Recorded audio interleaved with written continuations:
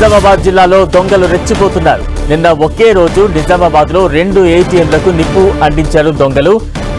ఏటీఎంలు తెరుచుకోకపోవడంతో నిప్పంటించారు. నిజామాబాద్ 5వ town SBI ఏటీఎంలోకి 2 దుండగులు చొరబడ్డారు. అందులో ఉన్న డబ్బును దొంగిలించడానికి ట్రై చేశారు. అది తెరుచుకోకపోవడంతో నిప్పు అంటించి వెళ్లిపోయారు. దీంతో 27 లక్షల నగదు దగ్ధమైంది. అక్కడి నుంచి 4వ టౌన్ PSల పరిధిలో ఉన్న ఏటీఎంలోకి వెళ్లారు. అది కూడా ఓపెన్ కాకపోవడంతో ఆ ఏటీఎం కూడా నిప్పు పెట్టారు.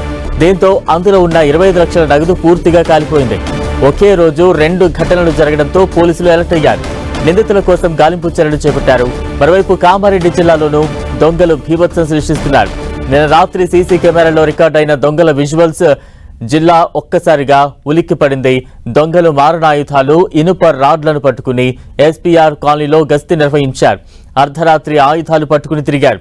ఇదే కాలనీలో ఇటీవల 2 ఇళ్లలో చోరీ కూడా జరిగింది. ఈ 2 ఇళ్లలో 16 తులాల బంగారం ఎత్తుకెళ్లారు. దొంగలు ఇలా రెచ్చిపోవడంతో ఉమ్మడి నిజామాబాద్ జిల్లా వాసులు ఉలిక్కి పడుతున్నారు. ఎప్పుడు ఏం జరుగుతుందోననే టెన్షన్ పడుతున్నారు. దొంగల బీభత్సానికి సంబంధించి మరింత అప్డేట్స్ అందించేందుకు మా ప్రతినిధి సతీష్ సిద్ధంగా ఉన్నారు. సతీష్.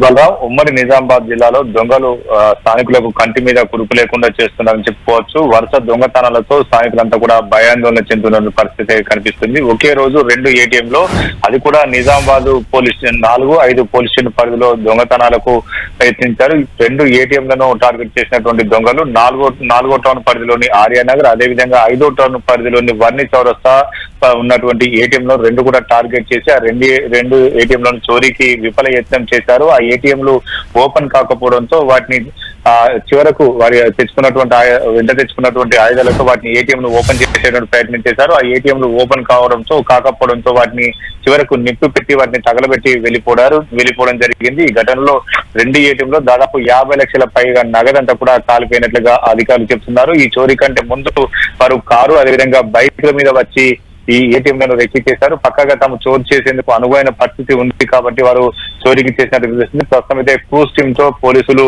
ఇన్వెస్టిగేషన్ మాత్రం కొనసాగిస్తున్నారని చెప్పుకోవచ్చు. ఇక కామారెడ్డి జిల్లాలో మాత్రం వరుస దొంగతనాలు కామారెడ్డి జిల్లా వాసులను వణికిస్తుంది.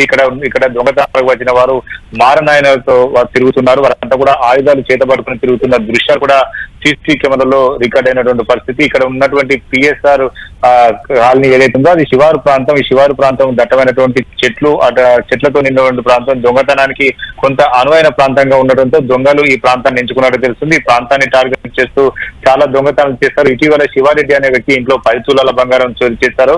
అదేవిధంగా మరొకరి ఇంట్లో 8 తులాల బంగారాన్ని చోరీ చేయడం జరిగింది. వరుస దొంగతనాలతో కామారెడ్డి వాసులు కంటి మీద కునుకు లేకుండా చేస్తున్న పరిస్థితి కనిపిస్తుంది. గతంలో కూడా ఇక్కడ చెడ్డీ గ్యాంగ్ 3 నెలల పాటు తిరిగింది. వారంతా కూడా పెద్ద ఎత్తున తిరగడంతో అక్కడ ఉన్న వాసులంతా, కాలనీ వాసులంతా కూడా భయాందోళన చెందారు. ప్రస్తుతం అయితే దొంగతనాలు జరిగినటువంటి దృశ్యాలు కావచ్చు, దొంగలు సంచరిస్తున్నటువంటి దృశ్యాలు కావచ్చు, ఇవన్నీ కూడా సీసీ కెమెరాలో నిక్షిప్తమయ్యాయి. వాటిని కూడా ప్రస్తుతం అయితే పోలీసులు పరిశీలన చేస్తున్నారు. వీరంతా కూడా అంతర్రాష్ట్ర దొంగలు అయితే, లేకపోతే మహారాష్ట్ర ఇతర ప్రాంతాల నుంచి వచ్చి ఈ ప్రాంతాల్లో దొంగతనాలు చేస్తున్నారని మాత్రం పోలీసు విచారణలో వెల్లడే అవకాశం ఉంది. ప్రస్తుతం అయితే క్లూస్ టీమ్ తో కొన్ని ఆధారాలు మాత్రం సేకరిస్తున్నారు. ప్రజలంతా అప్రమత్తంగా ఉండాలని పోలీసులు హెచ్చరిస్తున్నారు. పెట్రోలింగ్ చేస్తున్నప్పుడు కూడా దొంగతనాలు జరుగుతున్నాయి. దొంగతనాలకు యత్నిస్తున్న అంతా కూడా నిజామాబాద్ జిల్లా వాసులను ఆందోళన గురి చేస్తుందని చెప్పుకోవచ్చు. Balaram. Right, thank you Satish.